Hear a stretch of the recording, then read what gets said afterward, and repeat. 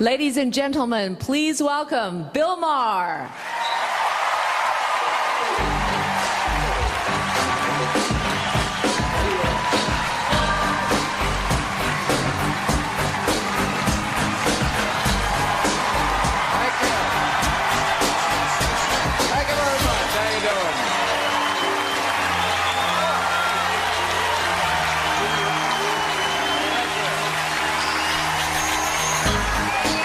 Thank you very much. Thank you very much. Please, please, please, no more. It will embolden our enemies if you applaud for me. Please, I know who won the election. In fact, let's start off the right way tonight. Praise Jesus, ladies and gentlemen. Praise Jesus. And welcome to an evening of faith-based humor and Christian conversation. But I'm going to try not to be too angry tonight because, you know, I am angry about a lot of things. I'm sure you are too. I tell you what I'm mostly pissed off about. I am mostly pissed off that not enough people are pissed off. That's right? That's what I got.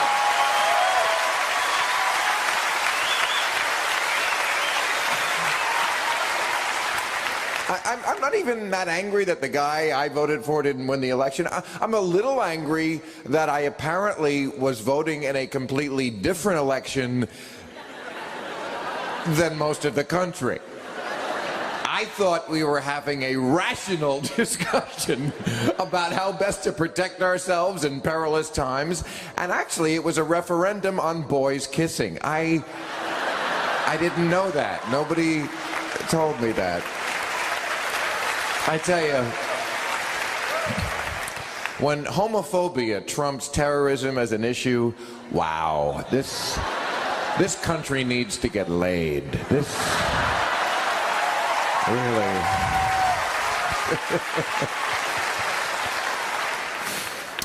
But yeah, see, you know, this morals and values crowd that's how somehow has taken over, their issue would have a little more resonance with me if I thought that they even knew what morals and values are. I don't think they do. I'm not saying that as a put down. But, you know, believing that the Earth is 5,000 years old and was created in 6 days, that's not really a moral or a value. It's just stupid. You know, it's... What they're talking about are rituals, superstitions, traditions, personality cults. You know, I was taught morals and values were choices we made about how we treat other people. Fairness, kindness, tolerance, generosity, honesty, courage. Those are actual morals and values. And by the way, they can be actually measured. You can measure what you value. For example, we found out just last week that airport security in this country 3.5 years after 9/11 still sucks. So obviously we don't value that. That's just human life. It's not like we can't do security well. Have you ever been to a casino? You can't do math in your head without being spotted, videotaped, hustled off the floor, and buried in the desert by Joe Pesci. Banks somehow can get math down to the number. Voting machines, not so much. You know, whenever there's a recount, they say, well, come on, it's only democracy, okay? Ballpark figure is the best we could do. You know, the bank never says, it's about $10,000. If it's a little more, good for you. We don't really care. That's not the kind of people we are, caring about money. Oh, no, we don't care about money. So, you know, being against gay marriage, I don't know why that's a moral or a value. It's just really another bullshit issue that the Bush family used to win an election because they are the champions of bullshit issues. The Pledge of Allegiance, Willie Horton, burning the flag, bringing honor and integrity back to the White House. Talk about being pulled over by the weight of your own balls. And I'm sure whatever Bush runs the next time, Jeb or Jenna, whoever it is, I'm sure Karl Rove will come up with another complete, stupid, bullshit issue. You know, no sex on Christmas. You can't fuck on Jesus' birthday. My opponent wants people to fuck on Jesus' birthday. You know, some issue like that. Let's put the fetus on the $1 bill.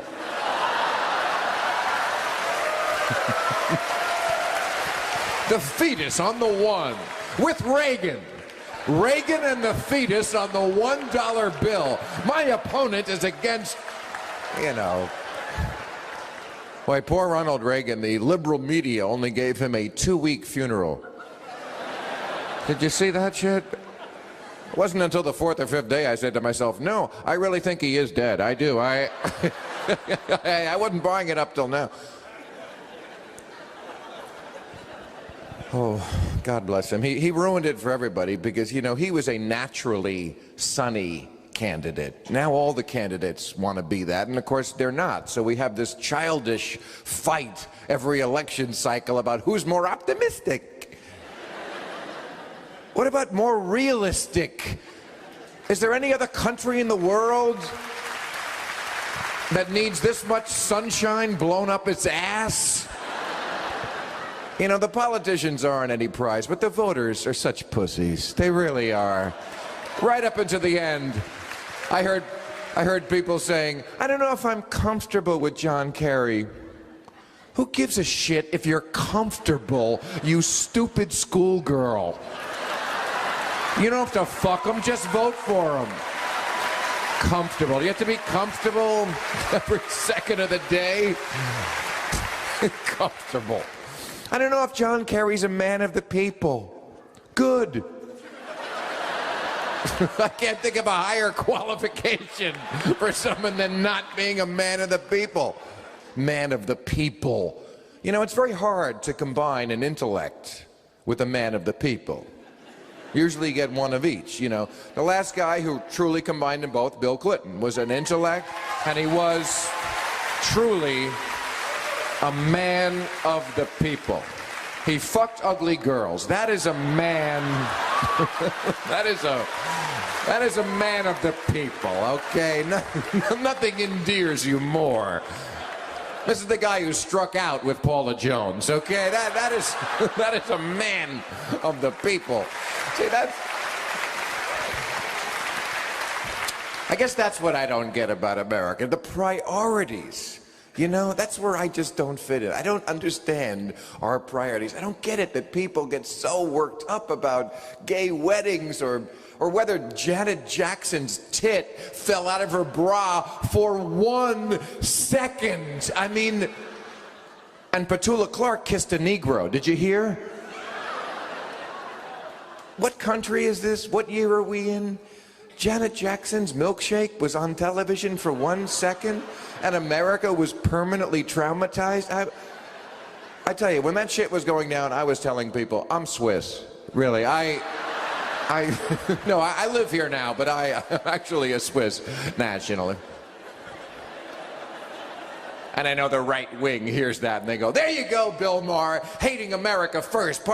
You know what? I don't hate America first. First, I have my coffee. Then, no. No. No, I don't hate America. I love America. I love America, and what I would say to my right-wing friends is that I don't hate America. I'm embarrassed, okay? I'm embarrassed, like, from shit like this. I'm embarrassed that America has been taken over by cretins like you, who I have to now be represented by. There's a difference between hating it and being embarrassed by it.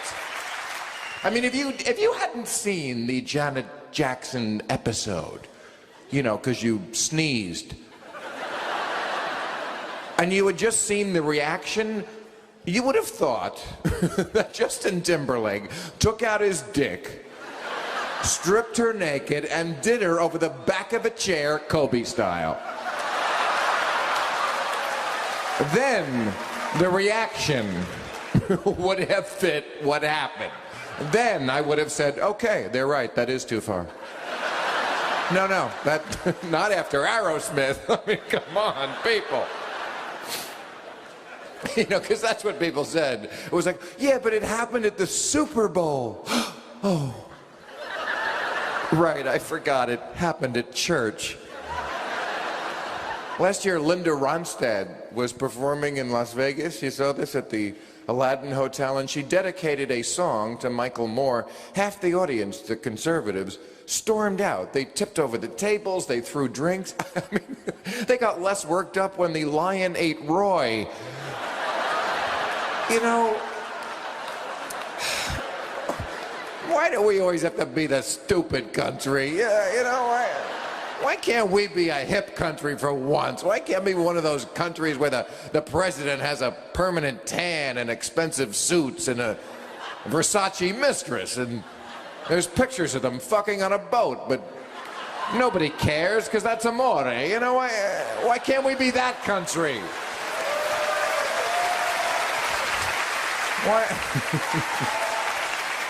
Why do we have to be the country with the midget dating shows? I tell you, when you go to the midgets, that is the end of the empire. I studied old Rome in college. All the pictures are midgets chasing big-breasted women. Or as we now call it, the Fox Network. Oh, I can't, please. But I'll tell you something, reality television, that was not a good thing for us. No, it was not good for us to see us, because we're not that good. No, seriously, reality television is not good, clean fun. It's cruelty, and people enjoying cruelty. Every show, right? I mean, it's ostracism. It reminds me of grade school. Every show is, you're off the island. Your singing sucks. You're not hot enough. You know, sometimes the politicians say, you know, if we only had a government as good as the people. Really? Which people? These assholes? Because these people are not good. And it's funny, sometimes I watch the news at night and it's always Iraq, the lead story, and you see these young soldiers over there, and no matter what you think about how we got there, you got to give it up to these kids who, they're there, the mission...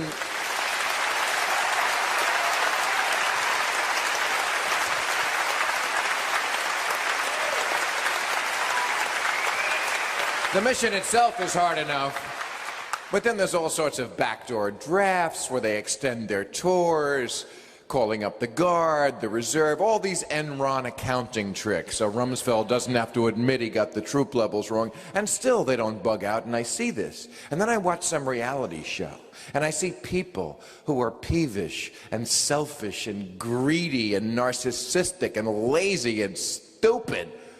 And I think to myself, why is this first group of people defending this second group of people? I really would like an answer to that. You know, if he had just kept it real about Iraq, George Bush, he'd have had me at hello. He really would. If instead of trying to scare us that Saddam Hussein has a death ray, you know. If he had just come out there and said, look, it's a Texas thing. You know, they tried to kill my daddy,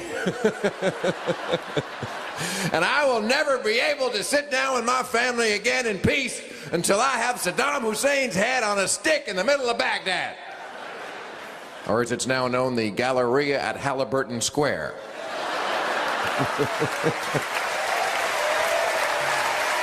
Oh, you're good. You're good. That's why I came here.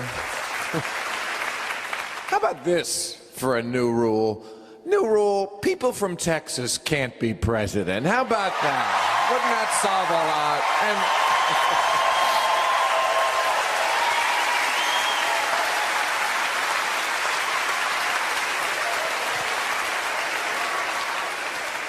And again, I'm not saying that as a partisan political I'm not. I'll prove it to you. I said I'd prove it. Because I'm also talking about Lyndon B. Johnson was from Texas, was a Democrat, got us into Vietnam. People from Texas just think differently, okay? They wanted to be their own country, and perhaps they should have been. They're cowboys. And by the way, speaking of cowboys, what is with Bush wearing the cowboy hat and the cowboy boots and the cowboy belt? Memo, there are no more cowboys, which means you're wearing a costume. Okay. You might as well be dressed as Sherlock Holmes or a pirate. The president wears a costume. Just, if you're okay with that, I'm okay. But, you know, I am not one of those people who says that Iraq is Vietnam. First of all, in Vietnam, Bush had an exit strategy.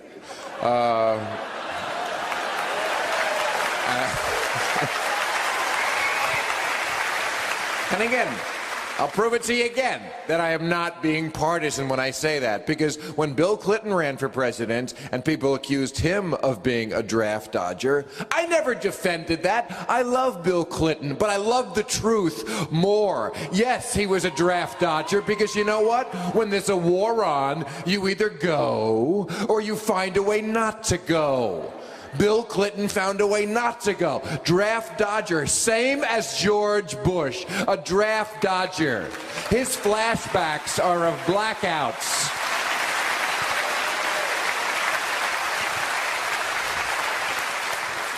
And then he tries to weasel his way out of it with his morphing act. You know, he is the morph master. You know, he morphed monogamy into integrity. He morphed bin Laden into Hussein. And he tried to morph his National Guard service in 1968 with the National Guard service of today. You know, yeah, back then it was a way to get out. Now it's a way to get in. That's a dirty trick we play on those guys. They think they're signing up for paintball on the weekends. And they wind up in Fallujah. But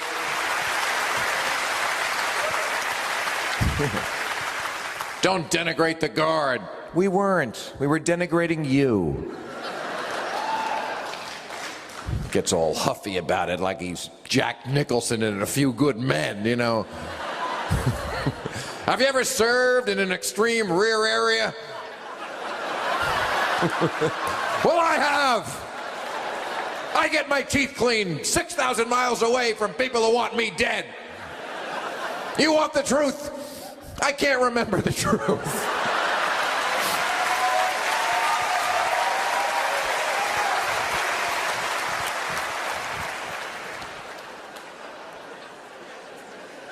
And you know, this draft dodger stuff, I bring it up because it is relevant.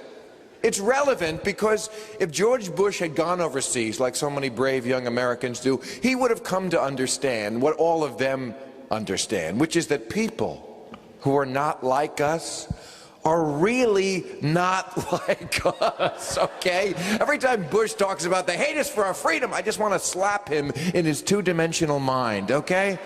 They hate us for our freedom. They hate us for our freedom. You ought to get a fucking parrot. They hate us for our freedom. They hate us for our freedom. You tell them, Fluffy. They hate us for our freedom. That's right.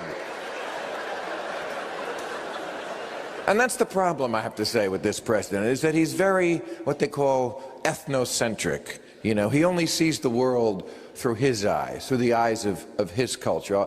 I'll give you a good example. After bin Laden slipped through our dead or alive dragnet in 2001, we put out a bounty on his head of $25 million. And after 3 years, when we still didn't find him, they upped the bounty to $50 million, because that was the problem. Yeah, to the goat herders on the Afghan-Pakistani border who live on $1 a day, $25 million was, quite frankly, insulting. It was As an offer, it was just insulting. Who do you think you're negotiating with, my friend? I don't milk a yak for $25 million. I don't get out of bed for... And what can I tell you? Freedom means different things to different people. The Quran says freedom is just another word for nothing left to lose. No. No, that's me and Bobby McGee. I'm sorry. I mix those two up all the time. As for now, you know, did it make us safer? No, not in our lifetimes. I don't care how good that comes out. In our lifetime, it's not going to be safer. Those pictures alone from Abu Ghraib-ass prison ensure that you and I are not going to be safer in our lifetime, because that was the Muslims' worst nightmare, that we would invade an Arab country and then there would be pictures of our hillbilly womenfolk pointing at their wieners. That is like their ultimate... I mean, did you see these pictures? This picture after picture of piles of hairy man-ass. Does the media have such sphincteritis about the military that they can't even point out how overwhelmingly gay this is? When every picture is, hey, get one of me with all the penises in my face. It's like the worst newlywed game ever. Where's the weirdest place you ever made whoopee? On a pile of naked Iraqis, actually. I mean, come on. I don't think Rumsfeld should step down. I think he should come out.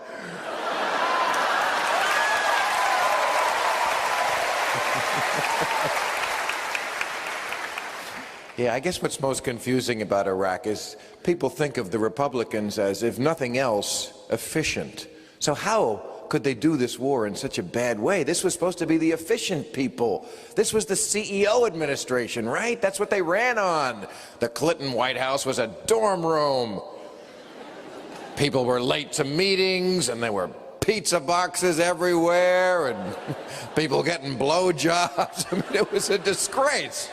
And these people came in, they were going to wear a coat and tie, and they were on time to meetings. So how come this is the crowd that fights a 3-week war and then goes, oh, dude, I totally spaced on the post-war. Whoa, shit, I had a little sticky on my computer. It said post-war. It must have fell off. And it is a good question, and I'll give you my theory on it. I think what it is that Republicans, for all their macho posturing, they're really such sentimentalists. You know, everything is that lump in the throat moment. Bush with his arm around the fireman. Oh. Reagan, it's morning in America. Yeah, I used to think, yeah, but I'm not a morning person. So that's why they didn't have a plan, you know? Why didn't they have a plan? Because they didn't think they needed a plan. They just thought, we're going to go over there and we're Americans. We're spreading freedom. We're going to spread freedom dust. You know, who needs a plan? It was Operation Get a Load of Us. So, you know, even if they did wind up getting the big picture right, and that still is something of an if, you know, just the way they fucked it up all along the way, the amount of people who had to die needlessly, the bad judgments. And then, during the campaign, Dick Cheney had the nerve to make John Kerry's judgment the issue. That's what he kept saying. Can't trust wild man Kerry's judgment. And I thought, oh, good. Let's have an election based on judgment about national security issues. How about the judgment to piss off the whole world so that we had exactly one real ally for Iraq II, the search for Curly's gold?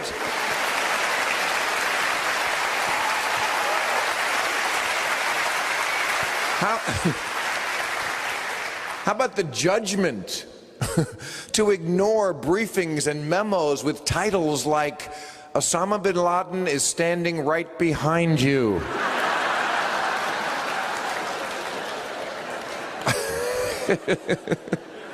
How about the judgment not to hold anybody accountable for these massive intelligence failures?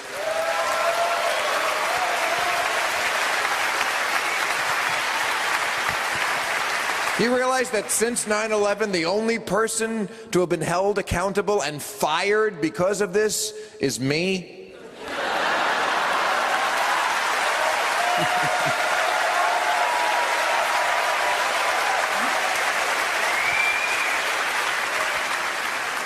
How about the judgment on 9/11 to keep reading to school children when you are told the country is under attack? I mean, talk about being nonpartisan. How much of a partisan pretzel do you have to twist yourself into to work backwards to, yes, when a president is told that the country is under attack, the proper thing to do is to freeze, to choke, to sit there like Forrest Gump. Really.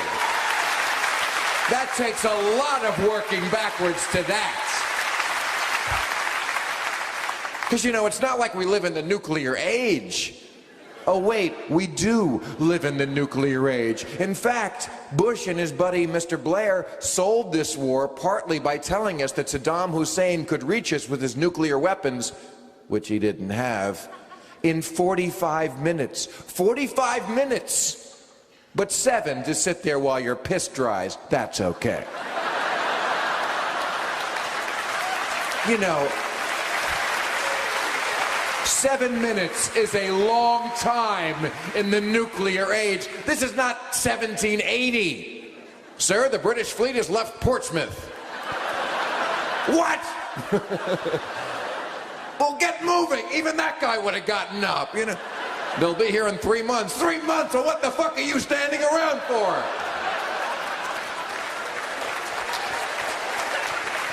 I mean, seriously, 7 minutes.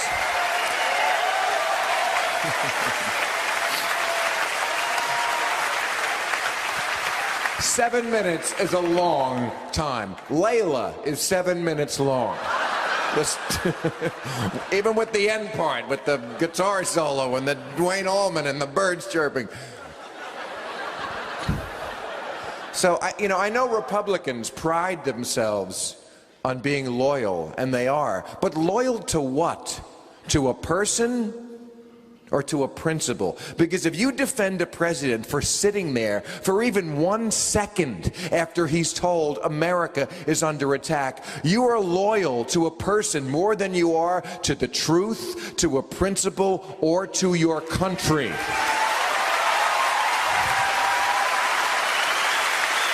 You know,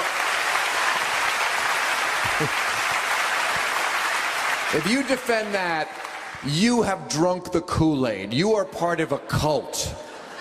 Because any president of any party would have gotten up. Democrat, Republican, Whig, doesn't matter.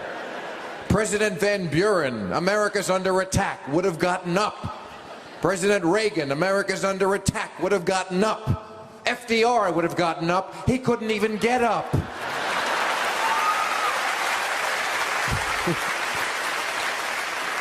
Did he think he was being punked? I can't.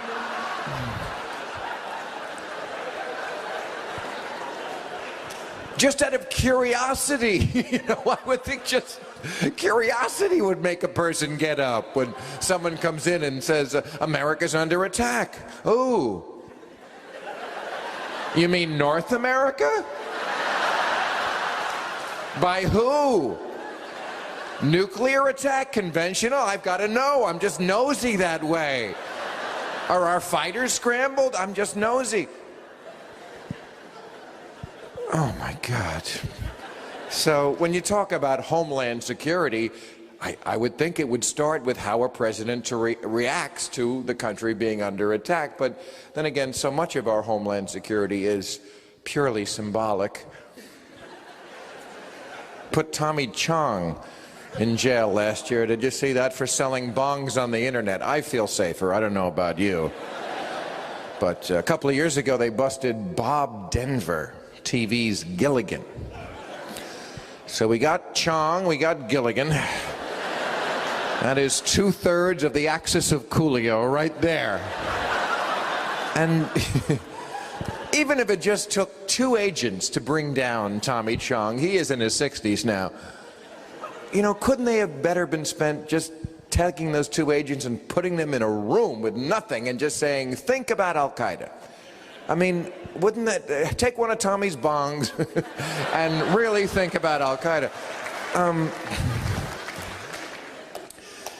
But yeah, I don't know how marijuana, the one drug that never killed anybody, got to be the demon seed. It's just amazing. It's such a triumph of negative marketing. And it's funny because the far right, the Christian right, they're the ones who are usually so against drug use of any kind. And it's very hard for me to picture Jesus Christ walking up to a medical marijuana patient and going, up, up, up, up, let me take that, my friend. That's a slippery slope right there. I'm sorry. That's a very bad message to kids. Now, good luck with your bone marrow cancer. Because, you know, it's always a slippery slope to kids. That's, you can get them all, you get the voter on that one, you know. It doesn't seem like an adult twisting up a fatty to watch Nick at Night is doing any harm, but that's a slippery slope to your kids blowing people behind dumpsters to make money for their heroin habit. My opponent wants your children blowing people. It's a slippery slope right to that. And look, I don't want to hurt children. I'd like to protect children too, but is everything worth sacrificing to that? I mean, drugs have done a lot of good. You know, really, I mean, they've midwived a lot of good ideas, a lot of great songs, you know. I think Penny Lane is worth 10 dead kids. I do. I'll be honest. I do. I do. I think Dark Side of the Moon is worth 100 dead kids. There, I said it, okay? I guess what's so frustrating about the drug movement is that it's not much of a movement. That's too many stoners involved, but no, but I mean, that is one problem, but also just the inconsistency. The fact that somebody like Rush Limbaugh, who has made a career preaching that anybody who does drugs has got to go right to jail, do not pass go, no questions asked, right to jail, gets caught doing 30 OxyContin a day. 30 OxyContin? Do you have any idea how high that is? I don't, and I've been pretty high. But, wow. 30 OxyContin. This guy is putting up Elvis numbers, ladies and gentlemen. But how does he get away with it? They say, well, he's on medication. Oh, see, that's not drugs. Oh, no, that's medication. Well, you know what, pal? We all got our medication, don't we?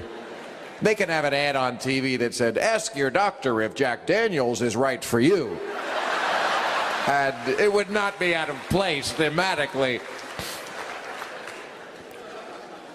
And I guess if I have any theme here tonight, it would be that this is just legislating taste, and there's nothing that bothers me more than that, and it's what we do all the time in this country. We legislate taste. There is nothing about preferring the high of OxyContin that makes you morally superior to someone who prefers the high of pot or mushrooms or crack. I mean, this guy...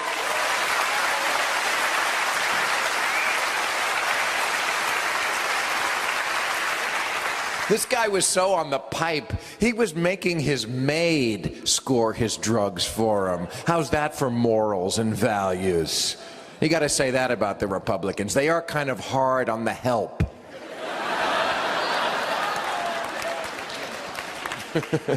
Rush Limbaugh with the maid, Strom Thurmond with the maid. You saw that story? Oh, my. I love this woman. Essie Mae Williams, Strom Thurmond's illegitimate daughter, 78 years old, came forward last year, waited until he died. She didn't want to wreck his career. Wow, girls love their fathers, huh? Didn't want to wreck his career, so she waited for the old prick to die, which took 100 years. Talk about waiting to exhale. And of course it was true. Nobody even contested it. She was the illegitimate half-black daughter of Strom Thurmond. He was her father. And get this, her mother was the black maid working in the Strom Thurmond household in 1925, Jim Crow, South Carolina. And the media refers to this as an affair. An affair, a delightful sort of upstairs, downstairs romp. With stolen glances across the dinner table and Tony Randall as the best friend. Rape would be the word I would use to describe a situation where one person cannot say no. That would be called rape. Thank you. Calling this an affair is like calling pedophilia a lifestyle choice. But you know, black folks did get a little payback recently. The FBI reported that there was a new class of prostitutes in America, and they are teenage suburban white girls. I love this. I do. Teenage suburban middle-class white girls are selling their asses at the mall to make money to buy things at the mall. It is adorable. Little ass, but you do not. Therefore, as a public service, I have translated into white a number of rap lyrics that I would like to read for you now. Because I'm telling you, you don't understand what these words are, and I'm not going to read the rap lyrics themselves because I'm telling you, you just wouldn't understand them. But I promise these are faithful renditions into white. A little something I like to call Master P's theater. Our first selection is from the Notorious B.I.G. with lyrics by Mr. R. Kelly. This selection is entitled, I'm Fucking You Tonight. That is the actual title, I promise. And here is the translation. This evening we won't be dining, we'll just be having intercourse. You'll surely appreciate my stamina and the fact that I own a late model European sports sedan.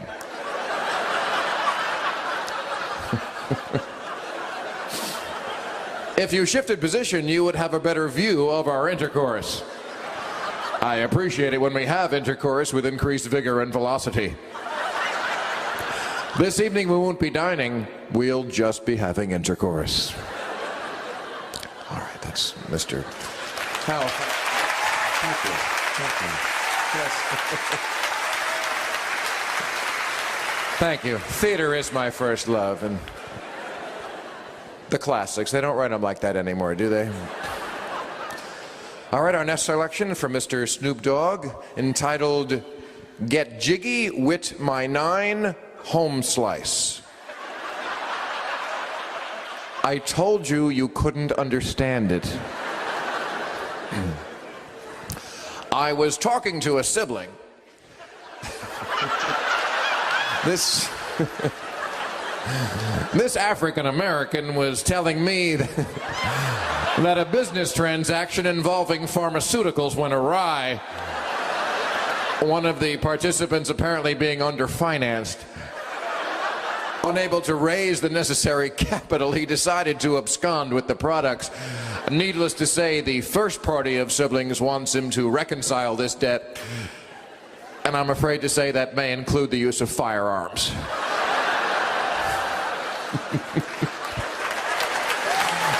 Thank you. Oh, you're very kind.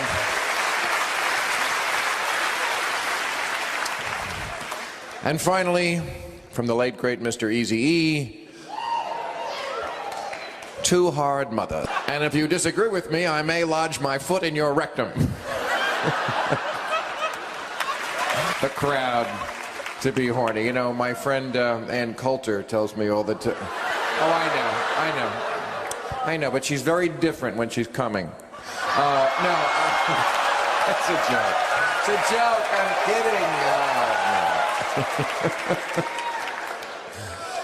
Thank you, but she always says liberals have joyless sex, and it reminds me that in addition to a war on drugs that we never stopped after 9/11, we also still have a war on sex. Before he left office, Ashcroft passed down an indictment against the porn industry. He named 5 videos. I'm going to tell you one of the titles, not because I want a cheap laugh, but because I want you to understand where your tax dollar is going. One of the titles was 1,001 Ways to Eat My Jizz. Apparently Ashcroft was okay with the first 999, but the last 2 just set him off. That is no way to eat jizz. And, you know, believe it or not, here's something I have in common with John Ashcroft, which is that I don't really also have any desire to watch movies about people eating jizz. The difference is I don't ask that you legislate my taste. I don't ask that my opinion be made into the law. You know, if it's your opinion that beer is a better drug than pot, well, you're wrong, but, you know, I respect that. I mean, I don't actually respect it, but I let you have it, whatever. If it's your opinion that having children is the greatest thing a person can do, God bless you, many people would agree with you. But again, it's still only an opinion, and there shouldn't be a prejudice against single people, and there certainly is. In the workplace, single people know. When the family guy needs some time off, it's always, you know, go ahead, Bob. You got twins in the school play. What if I have twins in the jacuzzi? Huh?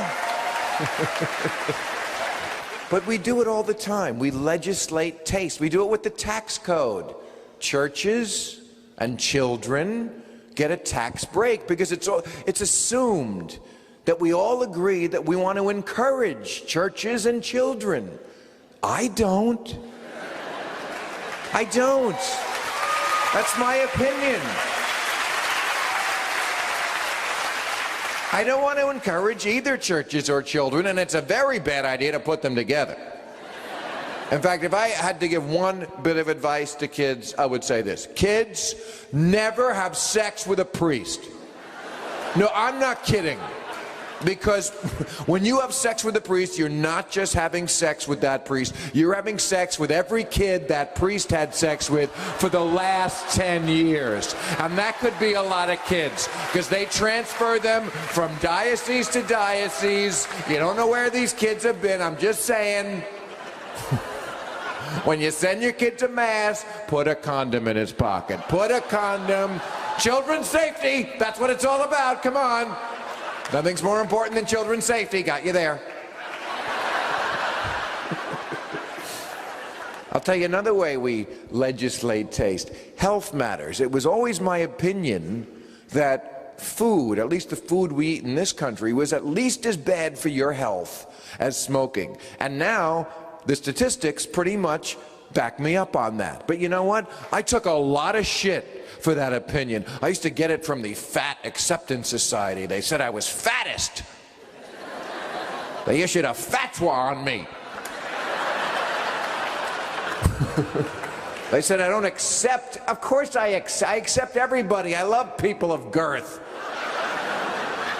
I just remember when I used to be a smoker that there was just no end of the shit that you could give to smokers. You could sue them and shame them and punish them and overtax them and make them huddle in doorways like a hooker.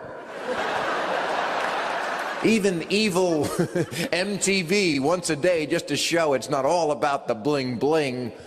would have some public service announcement with some earnest 18-year-old kid standing in front of a tobacco company building going, "They lied to us, man!" And America would applaud. You know, America loves to applaud bullshit. They lied to us. Of course they lied to you, fool. They're drug pushers. Tobacco companies are drug pushers. That's the given. Of course they're going to lie. The bigger lie was the one we told ourselves, that somehow we couldn't resist the tobacco companies. How are we to know it was bad for us? The cough? So, you know, that was the beginning of the moral rot, which now, to my view, has culminated in the gastric bypass operation. You know this, where people have their stomach stapled and then they take a big victory lap. "Hey, you lost 150 pounds. How'd you do it?" How'd he do it? They took out the organ that digests the food. What do you mean, how did he do it? And you stuck with it, huh? This is like crazy gluing your nostrils shut to quit cocaine and then getting a big pat on the back about it. You know, we last year passed in our Congress this giant Medicare entitlement prescription drug bill because it's important to keep our seniors high. And it's going to cost literally trillions and trillions of dollars. And while they were debating this, nobody ever stood up and said, "Excuse me, why are we so sick? Why do even older people need this amount of drugs?"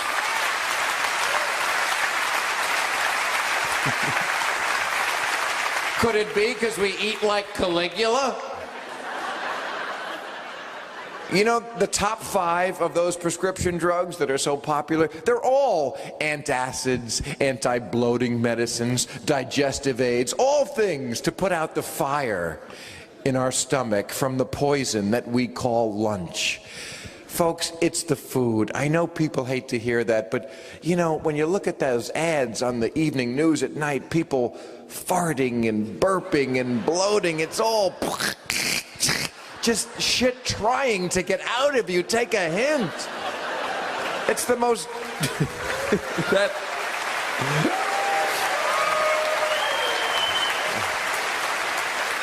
that evening news is the most depressing show on television. Not because of the news, it's those ads. Every ad is people I can't chew, I can't digest, I can't go to the bathroom, I can't stop going to the bathroom, I'm flatulent, I'm incontinent, I'm constipated, I can't get a hard on, I'm depressed. Oh Christ, you're depressed. I want to blow my brains out every night at 7 o'clock. This disgusting litany of ugh. What if it kicks in on the bus? I don't want to think about it kicking in on the bus. Oh God. And those Cialis commercials have got to go. You know, Jesus. Will you be ready? Oh, fuck you. Like American men don't have enough to stress about. Will you be ready? What time did I take the boner pill? Jesus. Was it the 4-hour one or the all-day one or the 6-hour? What fucking... There's one Cialis ad with a guy, he comes into this party, he's got a glow about him, you know. He's just been to the doctor, you know.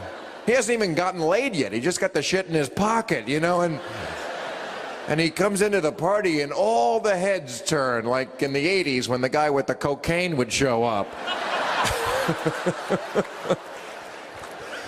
But honestly, look at the burping and the farting and the bloating. It's the food. You're not going to die from secondhand smoke or SARS or monkeypox. It's the food. The call is coming from inside the house. I'm telling you.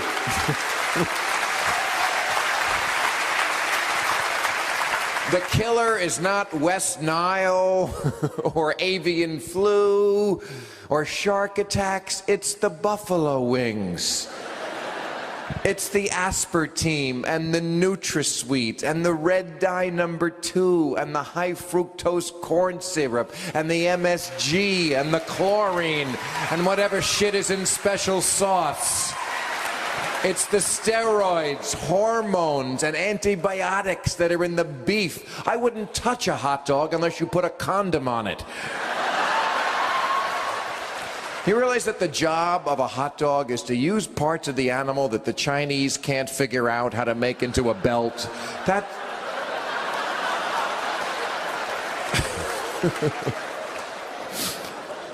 You know, we feed cows too sick to stand to people too fat to walk. And then we wonder why these diseases spring up. Mad cow and AIDS and Ebola. You know, nature, it doesn't ask a lot. It really doesn't. Don't ground up the cattle and feed them back to each other. And don't fuck the monkeys, you know? Not big requests.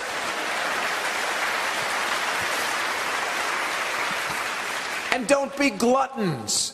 Gluttons. I read that in 1950, the average American ate 6 pounds of cheese a year. Now it's 30. In 1900, the average woman's shoe size was 4.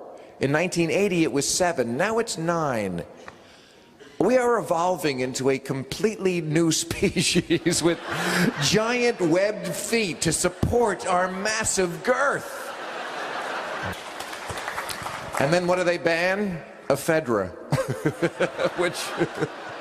which I'm sure is not good for you, but it is something that helps you lose weight. It just amused me that that's what they ban. It always amuses me when the government protects me by banning something, because you know what, the government, they really have my best interests at heart, especially when it comes to food and drugs. That's not about campaign contributions and money. No. Like with Canadian drugs, they're protecting us. You know, a lot of Americans would like to get prescription Canadian drugs because they're cheaper, but the government says, no, you can't. We don't know if they're safe. It's from Canada. Yeah, right. I mean, I usually get dysentery when I go up there. It's a lot like Haiti. Yeah, I mean, the thought of these filthy native tribesmen in Toronto brewing up batches of Zoloft in their unclean cast iron pots. Thank you, government, for protecting me. But ephedra, that one surprised me. They must have missed a payment.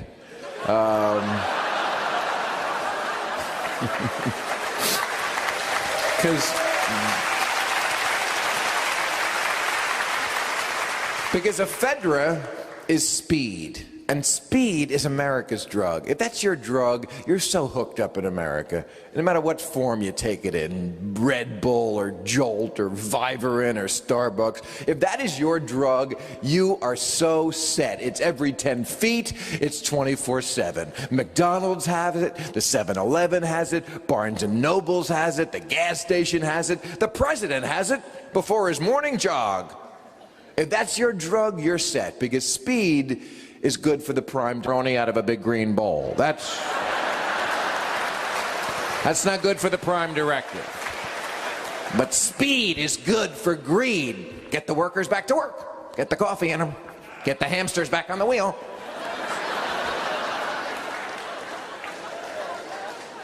I mean, America loves speed so much that we have deified NASCAR driving. You know, Dale Earnhardt died, and Congress voted him a medal as a national hero. And I was like, where's my medal? For all the times I risked my life for a cheap thrill. Not that I'm against NASCAR, I'm not, please. I'm a libertarian. Fellas, have at it. I hope every redneck in the world gets into an orange jumpsuit and has around the track. Enjoy. But could you spare me the bullshit that goes along with this sport? This crap about how we want to make it safer? No, you don't. If you made it safer, we would just be watching traffic. Which is kind of what they're doing anyway. And then the way they're always shocked when one of the drivers dies, you know. Ah, my God, 1 minute he was flying around an oil slick track at 200 miles an hour, bobbing and weaving among other cars, and then just gone. Just, yeah. I tell you, fate, huh? Boy, when the big guy wants to get you, he'll find you wherever you are. And then this is really stupid. Last year, Dale Earnhardt Jr. had an accident, and people started talking about maybe there's an Earnhardt curse. You know, like these people are in the frozen yogurt industry, and they keep bursting into flames. I'm telling you, this country is so cuckoo about safety. You know, nobody can ever die. We will do everything we can to make sure that never happens. We buy SUVs, we strap ourselves in, we have head restraints and airbags and extra belts, and then we'll drive to an amusement park and pay a minimum wage carny to push us off a 10-story platform in a padded shopping cart.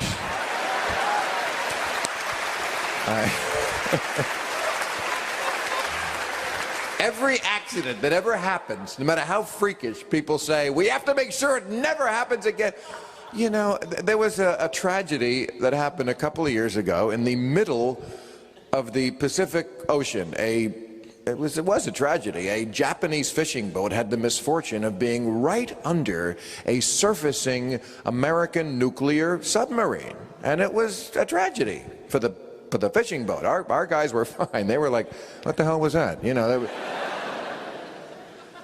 and then, of course, there have to be all these commissions and court-martials, and they brought the admiral up on charges, all to make sure it never happens again, as if it ever would. Have you ever been on the ocean? It's big. Oh, it is virtually an ocean of water. It is. I mean, you know, I'm sorry, I'm not to be cruel, but if you're a Japanese fisherman and you wake up one day like every other day, and by noon you have a Los Angeles-class Trident submarine up your ass, it was just your day to die. I mean,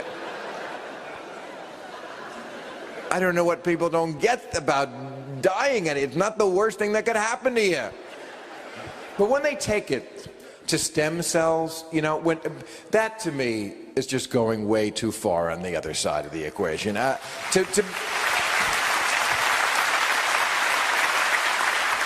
Stem cells are not even cells. Being against stem cell research is very close to declaring that life begins when you're just thinking about fucking somebody.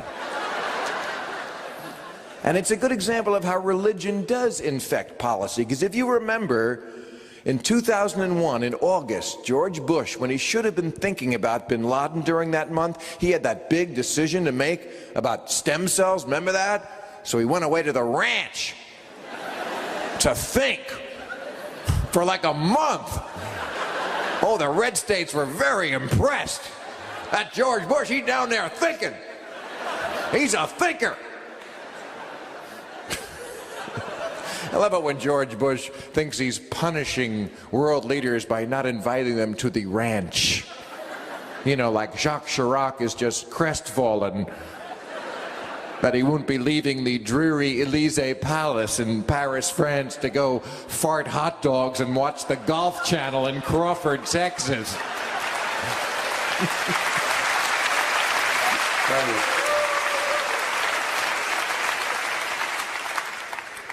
But yeah, he went down to the ranch to think about stem cells, and then he emerges like a month later with this King Solomon-like decision where he has split the difference that the media hails as so wise, as if it is wise to split the difference between people who really could be helped and your right-wing nutbase who would rather see research go undone, all because some microscopic goo on a subatomic level might, what, one day grow up to be a Republican? I don't know. I just... That I don't get. But you know, we're talking about a president who doesn't believe in evolution. Again, I'm not making this up. I'm not mocking him. I'm reporting. This guy says the jury's out. Jury's out. Don't know. It's a theory. He says, well, that's a theory and creationism. Got two good theories. I'm Swiss. I'm telling you, I am. Are you Swiss too? There are a lot of Swiss people here because this is just.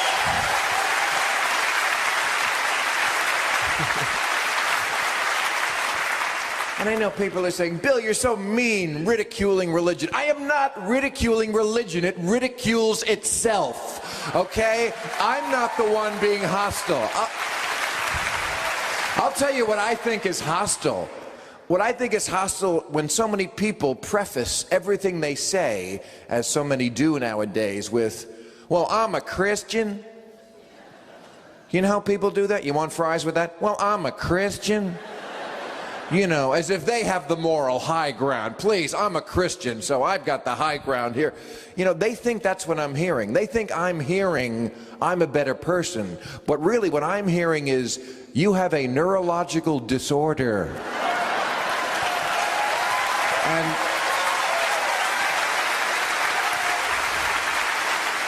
same as when they say, Jesus is always with me.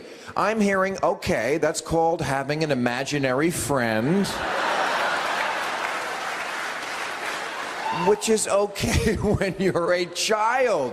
When you're a child, it's okay to believe in myths. And being hostile, I'm trying to find a way to understand how otherwise bright people can believe in stuff that puts stupid shit in kids' heads. They don't do it just mentally, they do it physically. When I was a kid, they drilled mercury into my cavities. Mercury, which we now avoid even in fish, even in trace amounts, and they drilled it right into my head. But when I got older, I had it drilled out, and you can do the same thing with Catholicism.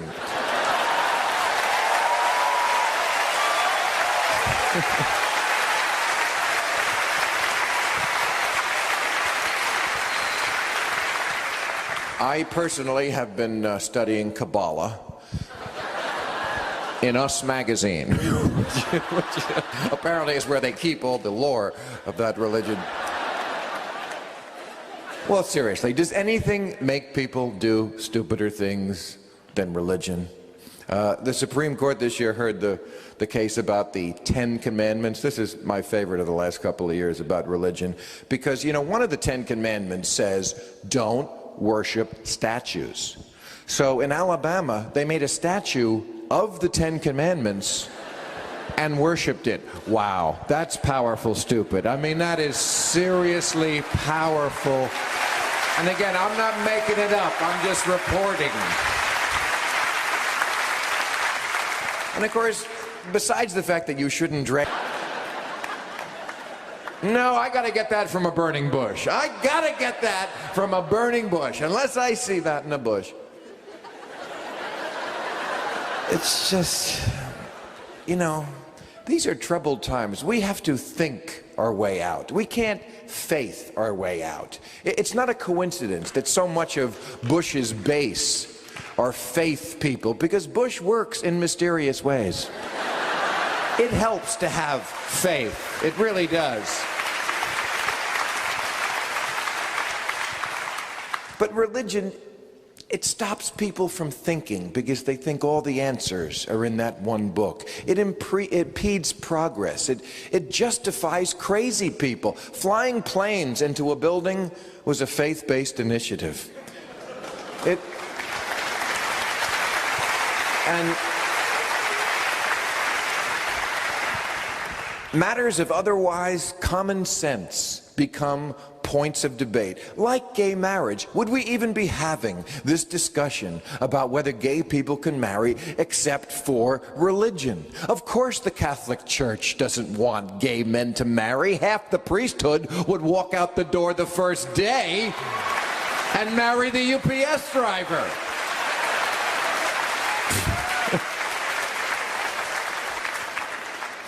It's because it says in the Bible, no queers. That's where the whole thing comes from, the Bible. The same book that says slavery is okay, and that you can stone someone to death for working on Sunday. That book, the one with the snake and the poison apple and the virgin birth, and people lived in a whale and people lived to 900 years old. That infallible work of genius that the president believes literally. I'm telling you, sometimes this guy is so retarded he could be on death row in Texas.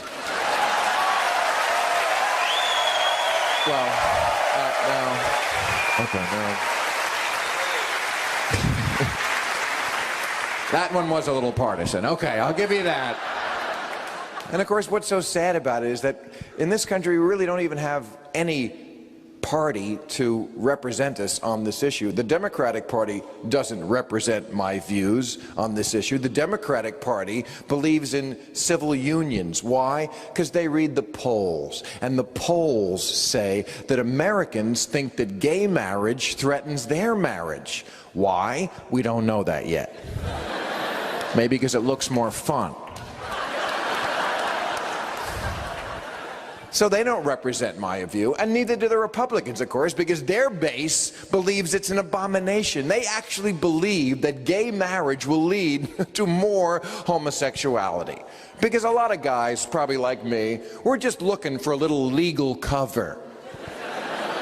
Yeah, there'd be all sorts of man-on-man giant blowjobs breaking out in sports bars, except for the law. It's the law that's holding us back. So in the interest of taking this issue off the table, I have suggested in the past a few compromises, because, you know, this country was built on compromises, really stupid compromises. For example, in the Constitution, black people are 3/5 of a person. Wow, that's really a stupid compromise. And it goes on today. Medical marijuana. In most states where the voters have passed the right to have medical marijuana, the feds don't recognize that. So it is legal to possess it, but not to obtain it. You can have it, you just can't get it. I'm not kidding. It's illegal for a doctor to write a prescription. You can't transport it, you can't buy it, you can't sell it. But if some of it falls out of the sky and into your mouth, you spark up that chronic, that is all you. So,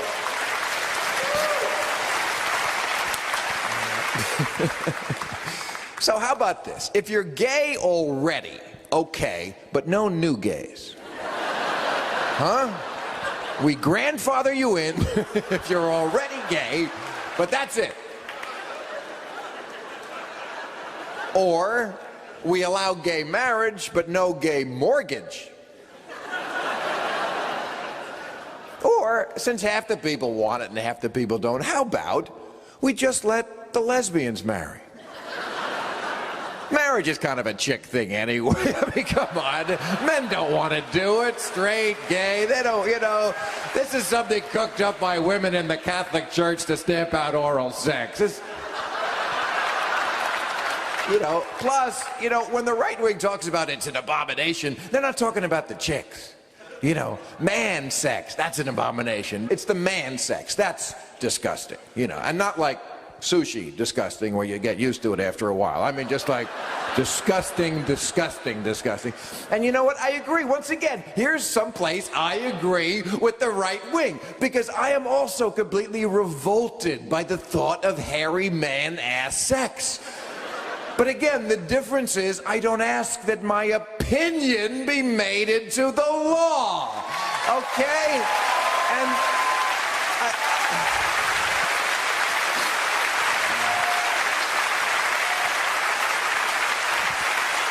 And I have to tell you, I think I relate to this issue so much because of marijuana. Because I am a pot smoker. I know I hide it well. But, you know, what the Democrats are saying to the gay people sounds so much like what people have always said to me about marijuana, which is, Bill, what do you care so much if marijuana is legal or not? You can always go outside the restaurant after dinner and smoke your pot in the alley. I've seen you do it 100 times. And That's like what the Democrats are saying. What do you care if we call it civil unions? You get most of the same benefits. And my answer to both is, fuck you. Fuck you. You go outside after dinner and drink your brandy in the alley. You call whatever's going on under your roof a civil union. Either we're all drinking from the same water fountain in this country or we're not. Now, some people are just born 100% Will and Grace, Over the Rainbow, Pottery Barn, Fire Island gay. And they don't need reprogramming. They need a man with a slow hand. I just think it is ridiculous that gay people should have to interrupt their lives to fight this battle, especially at a time when we're supposed to be teaching the world a lesson about freedom.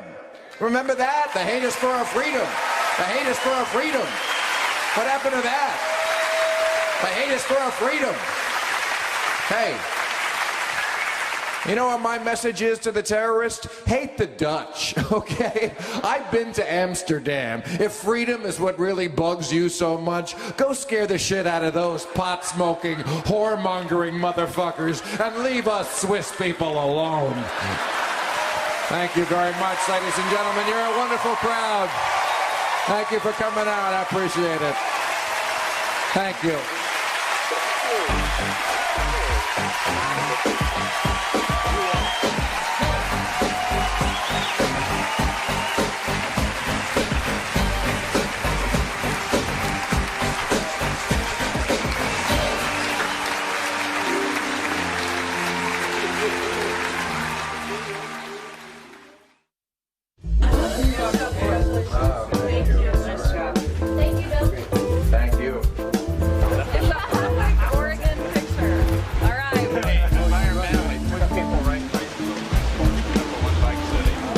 Thank you, Bill.